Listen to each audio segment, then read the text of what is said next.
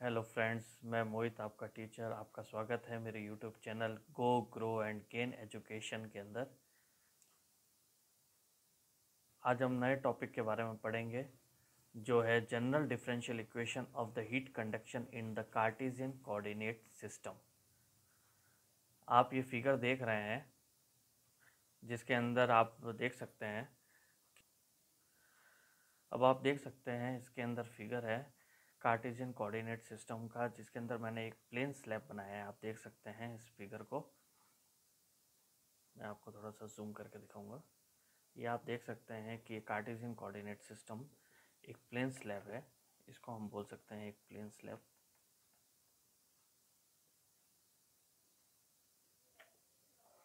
इस plane slab को हमने एक कार्टेशियन कोऑर्डिनेट सिस्टम के अंदर बनाया है। कार्टेशियन कोऑर्डिनेट सिस्टम का मतलब एक्स वाई जेड के अंदर इसको डिनोट किया है, जिसकी यहाँ से जेड डिस्टेंस है, यहाँ से इसकी वाई डिस्टेंस है और यहाँ से इसकी एक्स डिस्टेंस है। इस छोटे से एलिमेंट को लिया है।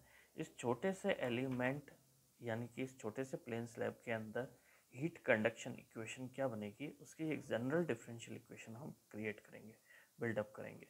अब किस तरीके से हम करेंगे, देखिए यहाँ पर आप देख सकते हैं कि यहाँ पे एक हीट फ्लो है जो एक्स डायरेक्शन के अंदर जा रहा है। ये वाली जो फेस है वो है ए बी सी डी। हम देख सकते हैं ये वाला फेस है ए बी सी डी। ठीक है, यहाँ से ये हीट फ्लो किया और इस एलिमेंट के अंदर से होते हुए ये यहाँ से निकल गया A dash B dash C dash और डी डैश।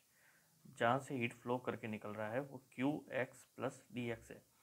इसी तरीके से वाई डायरेक्शन में देखेंगे तो वाई डायरेक्शन के अंदर वाई डिस्टेंस पर हीट फ्लो एंटर की इस वाले पोर्शन पे, इस वाले फेस पे क्यू वाई, और डिस्टेंस डी वाई कवर करने के बाद Q Y plus D Y की फॉर्म में वो बाहर निकल गई।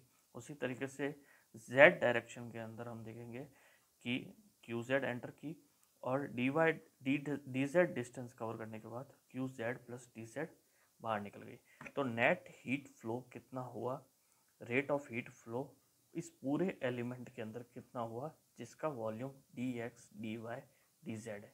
हम ये चीज़ देखेंगे। देखिए आइए हम देखते हैं।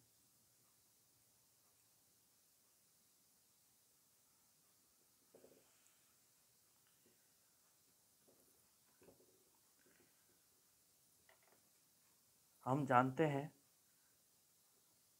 कि फोरियर लॉ क्या होता है। हम जानते हैं कि फोरियर लॉ क्या होता है। फोरियर लॉ होता है Q X equal to minus K X del T by del X. What is the Qx? Qx is the heat flux in x direction। हम यहाँ देख सकते हैं कि Qx क्या है, heat flux in x direction। What is the Kx? Kx is the thermal conductivity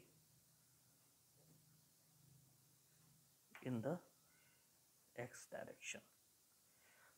Kx is the thermal conductivity in the x direction, and what is this portion? This is your temperature gradient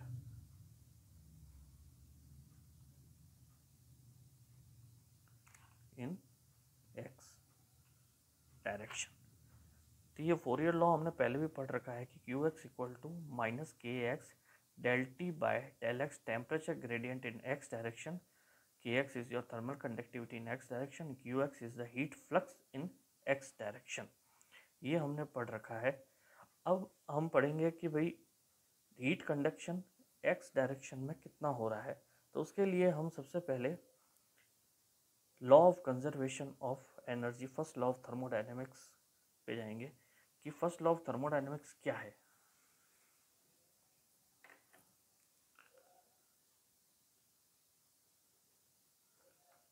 according to first law of thermodynamics, first law of thermodynamics क्या है आपका? अगर हम energy या heat से related अगर बनाए तो फर्स्ट लॉ ऑफ थर्मोडायनेमिक्स क्या होगा? तो फर्स्ट लॉ ऑफ थर्मोडायनेमिक्स हो जाएगा आपका नेट हीट कंडक्टेड, कितनी हीट कंडक्ट हुई है into the element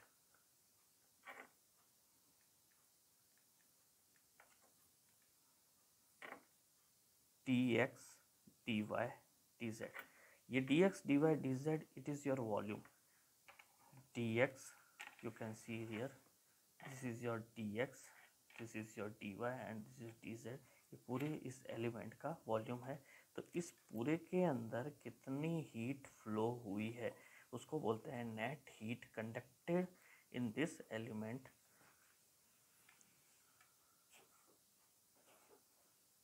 plus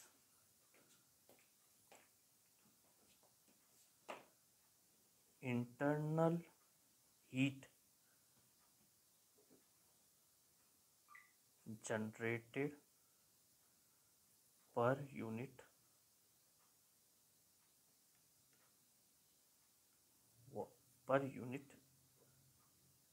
time.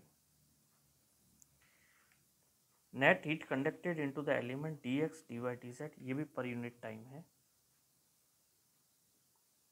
एक पर्टिकुलर टाइम के अंदर कितनी हीट कंडक्ट हुई इस एलिमेंट के अंदर, plus internal heat generated per unit time equal to increase इन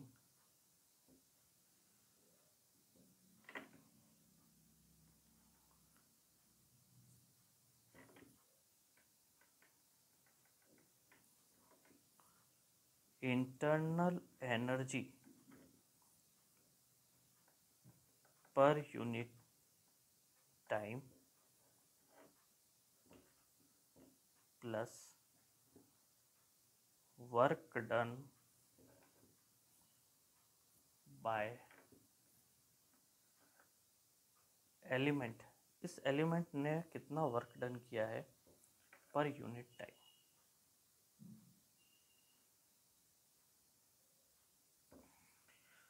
तो फर्स्ट लॉ ऑफ थर्मोडायनेमिक्स के अनुसार क्या हो जाएगा, हेड नेट हीट कंडक्ट कितनी हुई इस element dx dy dz element के अंदर per unit time, plus internal heat generate कितनी हुई इस एलिमेंट के अंदर per unit time is equal to increase in internal energy per unit time. Particular time के अंदर कितनी इंक्रीज हुई internal energy plus work done कितना हुआ इस एलिमेंट के द्वारा। ये पूरा का पूरा फर्स्ट लॉ ऑफ थर्मोडायनेमिक्स कहलाता है जो मैंने आपको दिखाया।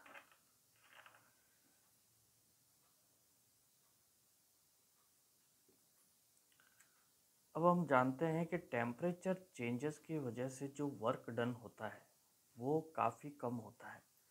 तो work done by the element due to temperature changes is negligible. Temperature change जो होता है वो नेग्लिजिबल होता है, वर्क डन नेग्लिजिबल होता है, इसलिए उसका वर्क डन बिल्कुल ही कम होता है, तो उसको हम नेगलेक्ट कर सकते हैं। तो वर्क डन बहुत ही स्मॉल होता है, टेम्परेचर चेंज की वजह से वर्क डन इतना ज़्यादा नहीं आ पाता है। तो हम बाकी की जो 3 टर्म्स हमारे पास आई थी उन टर्म्स के कंपैरिजन में वर्क डन को हम क्या कर देंगे, कैंसिल कर देंगे। तो हमारे पास क्या बच जाएगा, एक तो इंटरनल हीट जनरेशन कितना हुआ और इंक्रीज इन इंटरनल एनर्जी कितना हुआ और हमारे पास हीट कंडक्टेड कितना हुआ। तो हम देखेंगे कि हमारे पास फोरियर लॉ के अनुसार क्यू एक्स क्या था, क्यू एक्स हमारे पास था minus K X del T by del X, ये हमारे पास था। This is your heat flux, हमने अभी बताया था आपको स्टार्टिंग में, ये आपका हीट फ्लक्स है। ये अगर हीट फ्लक्स है तो हीट फ्लो कितना हुआ, rate of heat flow particular time के अंदर, पर यूनिट टाइम के अंदर हम देख रहे हैं, तो rate of heat flow in X direction, ठीक, एंटरिंग द फेस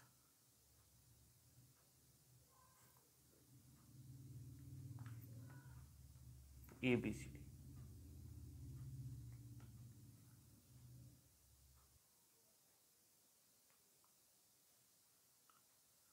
इसमें हम देख सकते हैं कि इस वाले जो फेस है, ये वाला जो फेस दिख रहा है ए बी सी डी, इसके अंदर रेट ऑफ हीट फ्लो कितना हो रहा है वह हम चेक करेंगे, और डी एक्स डिस्टेंस कवर करने के बाद कितना heat flow, rate of heat flow यहाँ से बाहर निकल रहा है, एंटरिंग कितना हो रहा है और यहाँ से बाहर कितना निकल रहा है, इस फेस से A dash B dash C dash और डी डैश से हम देखेंगे। उसी की हम इक्वेशन यहाँ पे बिल्डअप करेंगे। तो हम यहाँ देखेंगे कि क्यू एक्स अगर ये है तो capital Q X this is your rate of heat flow, तो क्यू एक्स कितना हो जाएगा, minus K X area del T by del X. और हम यहाँ देख सकते हैं, तो हम यहाँ देख सकते हैं कि जो एरिया होगा वो एरिया कौन सा कहलाएगा, अगर एक्स डायरेक्शन की बात करें तो एरिया कहलाएगा आपका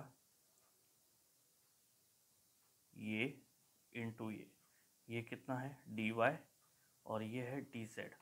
अगर हम बात करें किसी और के लिए जैसे वाई डायरेक्शन के लिए, तो वाई डायरेक्शन के लिए कौन सा फेस कहलाएगा, ये वाला फेस और ये वाला फेस कितना हो जाएगा आपका डी जेड और डी एक्स। उसी तरीके से एक्स डायरेक्शन के लिए हमने क्या बताया, एक्स डायरेक्शन के लिए ये वाला फेस हो जाएगा, ये वाला फेस क्या है D Z distance and D Y distance.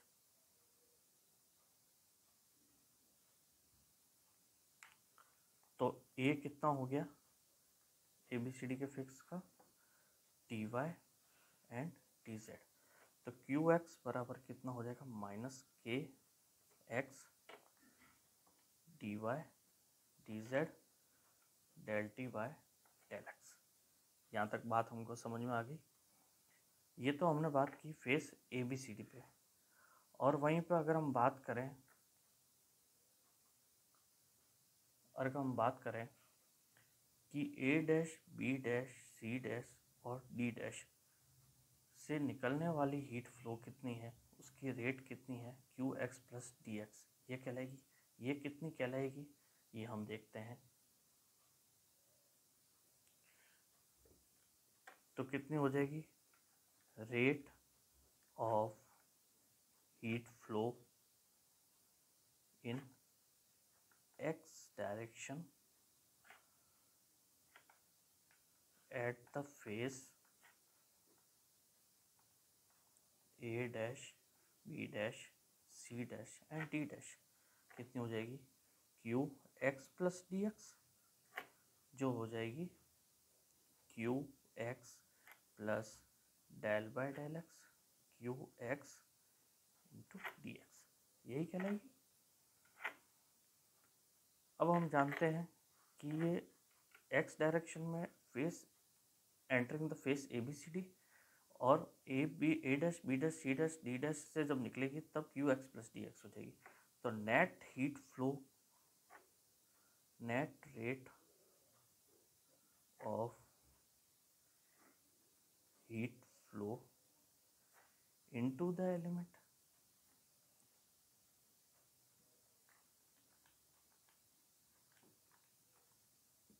जब A B C D face के अंदर एंटर कर रही है तो ये क्यू एक्स एंटर कर रही है, और A dash B dash C dash और डी डैश से जब बाहर निकल रही है तब इतनी हीट फ्लो बाहर निकल रही है।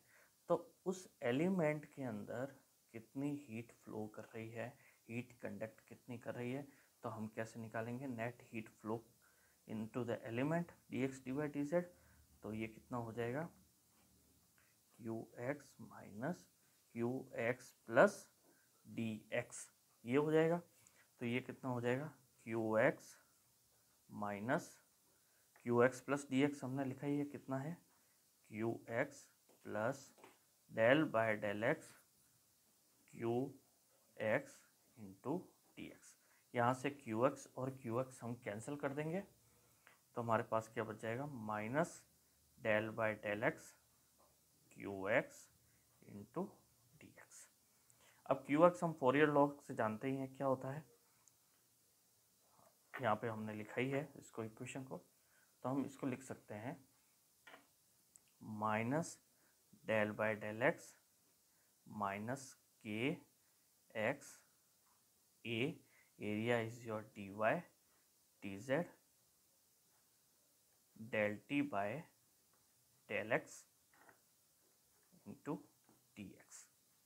ये हम लिख सकते हैं। यहाँ से माइनस और माइनस कैंसिल कर देंगे, तो हमारे पास फाइनली क्या इक्वेशन आ जाएगी, Q X minus Q X plus D X आप क्या आ जाएगा, del by del X K X del T by del X, और डी वाई और डी जेड इसके रेस्पेक्ट में डिफ्रेंशिएट नहीं होते हैं, तो हम क्या लिख देंगे, इसको बाहर लेंगे, कांस्टेंट टर्म है, तो D X D Y D Z हमारे पास ये वाली टर्म आ जाएगी। This is your first equation. इसी तरीके से हम सेकंड इक्वेशन भी लिख सकते हैं। क्या लिखेंगे सेकंड इक्वेशन, वाई डायरेक्शन के लिए Q Y minus Q Y plus D Y क्या हो जाएगी इसके लिए, del by del Y K Y del T by del Y D X D Y D Z. This is your second equation. और third equation आपकी हो जाएगी Q Z minus Q Z plus D Z equal to del by del Z K Z del T by del Z D X D Y D Z. ये तीनों equation आ गई आपके पास x Y और Z direction में। तो total net rate of heat flow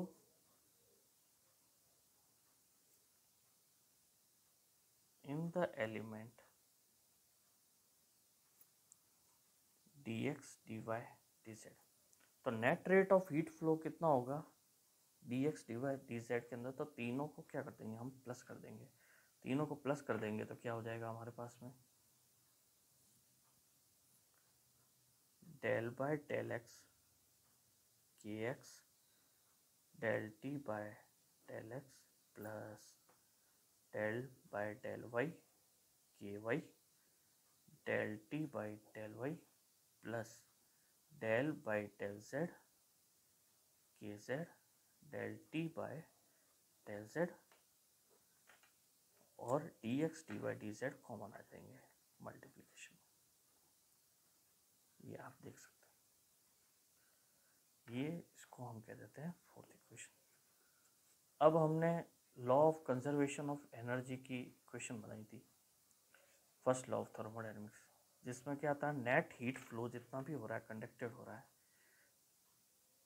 plus heat generate कितना हो रहा है। तो हम देखेंगे हीट जनरेट क्या हो रहा है। अगर हम क्यू डॉट को मान लेते हैं heat generated, sorry internal heat generation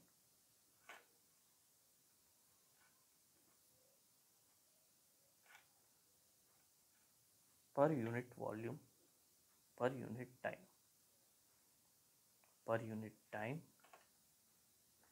पर यूनिट वॉल्यूम, किसी पर्टिकुलर वॉल्यूम के अंदर और पर्टिकुलर टाइम के अंदर उस एलिमेंट के अंदर कितनी इंटरनल हीट जनरेट हुई, उसको हम क्यू डॉट मान लेते हैं। तो क्यू डॉट की यूनिट क्या होगी, वाट पर मीटर क्यूब। अगर क्यू डॉट ये है तो क्यू जनरेशन कितना हो जाएगा, Q dot into volume of the element, यही हो जाएगा। तो हम क्या लिख सकते हैं, Q dot into T X T Y T Z. इसको हम फिफ्थ इक्वेशन लिख लेते हैं। उसके बाद हमने देखा था increase in internal energy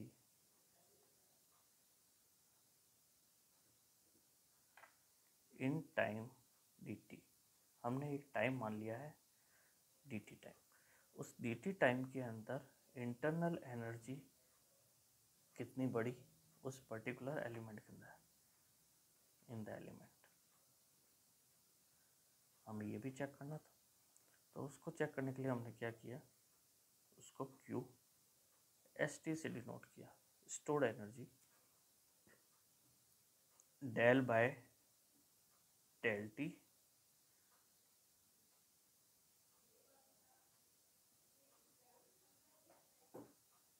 Q S T जो भी था हमारे पास में उससे डिनोट किया। ये रेट का लगा दिया मैंने निशान जो टाइम के रेस्पेक्ट में। तो del by del T Q S T इस तरीके से लिख सकते हैं इसको।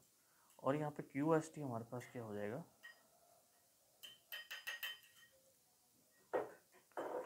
एम सी पी उस पर्टिकुलर टाइम के अंदर कितना टेम्परेचर डिफरेंस भी है साथ में वो भी हमें लेना है। यहाँ पे कोई टेम्परेचर डिफरेंस टी है आपके पास, ये चीज़ हो जाएगी।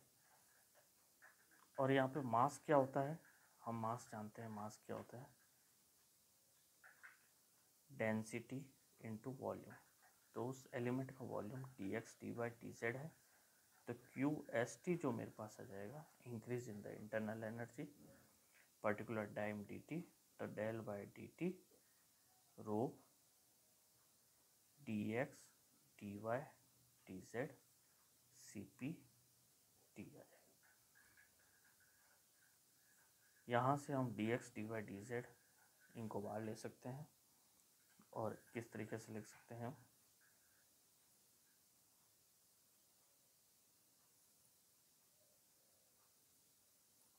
रो and C P is also constant term, rho C P D X D Y D Z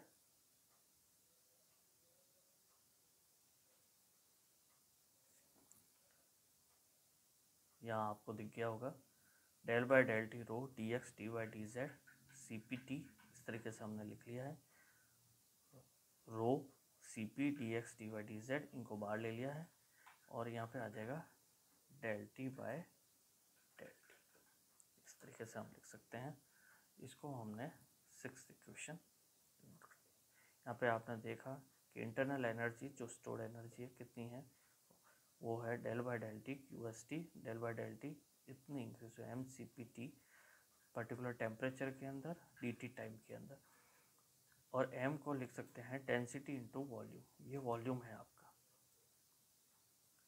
तो कितना हो जाएगा आपका स्टोर्ड एनर्जी या इंटरनल एनर्जी इंक्रीज हो रहा है, del by del T rho D X D Y D Z C P T rho C P D X D Y D Z del T by del T. T is your time, T is your temperature, we can call it as. अब हम क्या करेंगे, ये सारी equation को first law of thermodynamics के अंदर हम डालेंगे। तो फर्स्ट लॉ ऑफ थर्मोडायनेमिक्स के अनुसार हमने क्या पढ़ा था,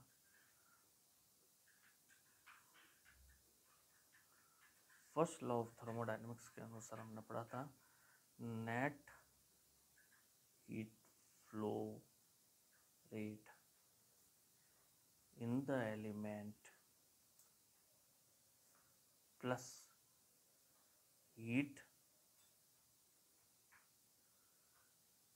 internal heat generated per unit time equal to increase in internal heat per unit time। हमने ये चीज़ पढ़ी थी इसके अंदर। तो ये तो हमने निकाल ही दिया, कितना आया था del by del X K X del T by del X plus del by del Y K Y del T by del Y plus del by del Z K Z del T by del Z. ये तो हमने निकाला ही था। Plus internal heat generated per unit volume कितना आया था, Q dot. अब इसके साथ में D X D Y D Z common था, इसके साथ भी तो हमने क्या कर दिया, इन दोनों को साथ में ले लिया और D X D Y D Z इस तरीके से ले लिया। इक्वल टू हमारे पास आया था rho C P T X T Y T Z increase internal energy del T by del T, इस तरीके से D X D Y D Z D X D Y D Z common term है, इसको हम cancel out कर देंगे, हमारे पास ये वाली टर्म रह जाएगी।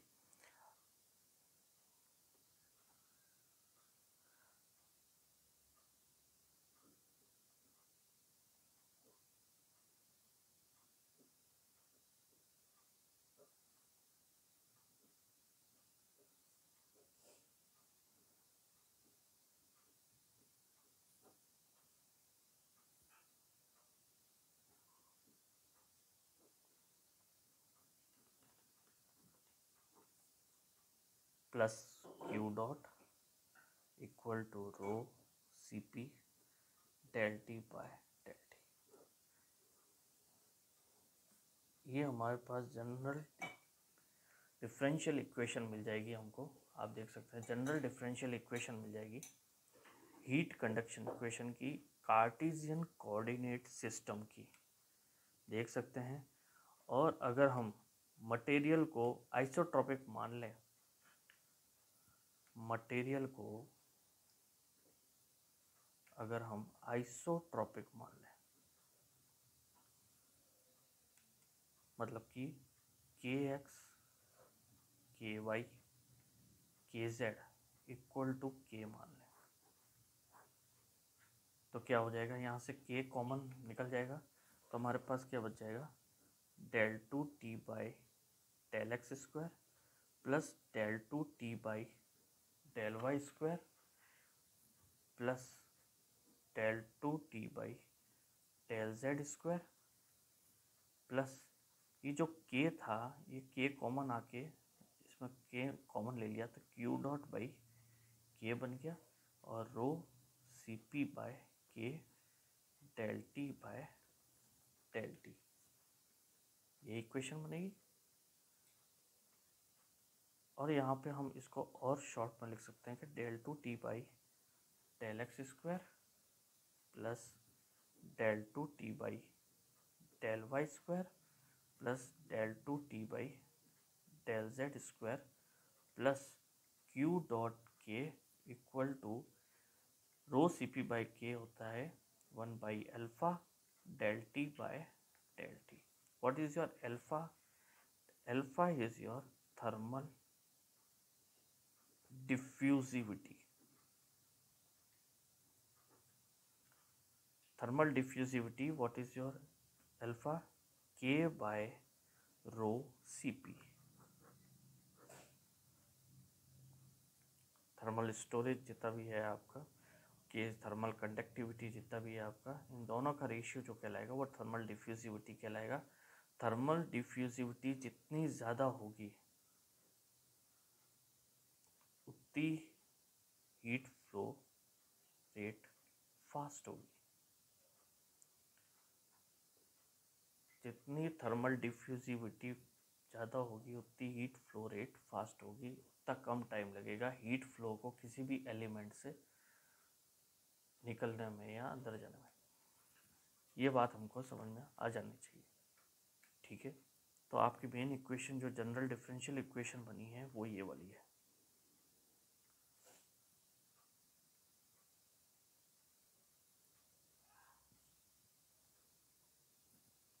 तो del two T by del X square plus del 2t by del y square plus del 2t by del z square plus q dot by k equal to 1 by alpha del t by del t। ये आपकी main equation आई थी।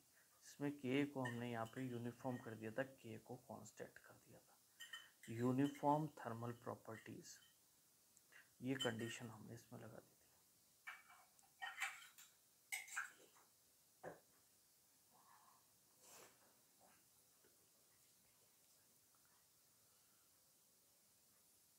अगर हम इसके अंदर एक case डालते हैं, स्टेडी स्टेट कंडीशन।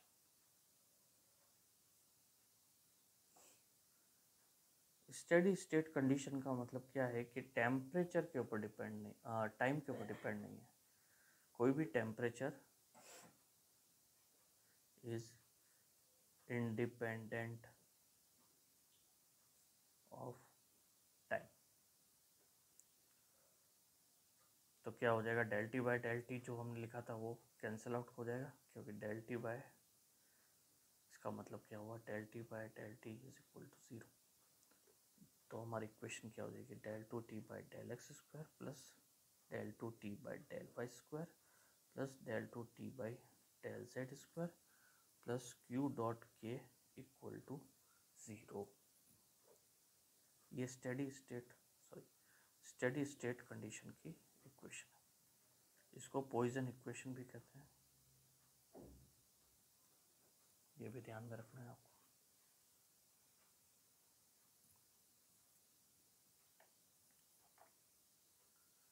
एक केस हमारे पास ये भी आता है, अगर इंटरनल हीट जनरेशन नहीं है, नो इंटरनल हीट जनरेशन, अगर हीट जनरेट नहीं हो रही है उस पर्टिकुलर एलिमेंट के अंदर, तो Q डॉट क्या हो जाएगा, हमारे पास 0 हो जाएगा। तब हमारे पास इक्वेशन क्या बन जाएगी, del two T by del X square plus del two T by del Y square plus del two T by del Z square. Q 0 हो गया, तो हम क्या लिख सकते हैं, equal to 1 by alpha del T by del T. एक ये कंडीशन भी बन के आ सकते हैं, कई केस हो सकते हैं हमारे पास में। और अगर केस 3 देखें हम, no internal heat generation with steady state conditions, तो क्या हो जाएगा, del two T by del X square plus del two T by del Y square plus del two T by del Z square. अब ये भी 0 हो जाएगा, steady state डाल दिया तो del T by del T भी 0 हो जाएगा। तो ये इक्वेशन बन जाएगी, which is called as Laplace equation, or with only steady state condition, no internal heat generation, this is called diffusion equation।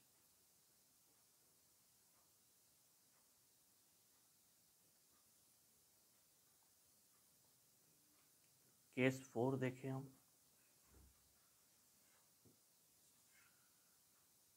One dimensional heat condition.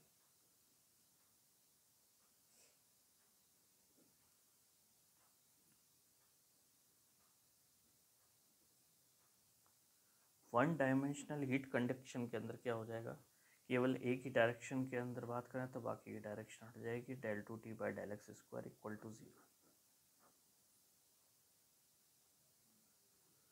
तो हम समझ गए कि एक प्लेन स्लैब के अंदर हीट कंडक्शन क्या होगा।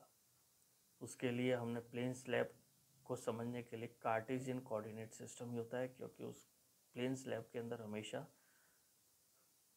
dx, dy, dz इसी तरीके का डिस्टेंस होती है, ना कोई डायामीटर होता है। इसलिए हम कार्टेशियन कोऑर्डिनेट सिस्टम में ही इसको ड्रॉ करते हैं और उसी की मदद से हम डिफरेंशियल इक्वेशन को निकालते हैं। आपका बहुत बहुत धन्यवाद। जय हिंद, जय भारत। अगर ये वीडियो आपको पसंद आया हो तो इसको शेयर करें, सब्सक्राइब करें और लाइक ज़रूर करें। Thank you very much.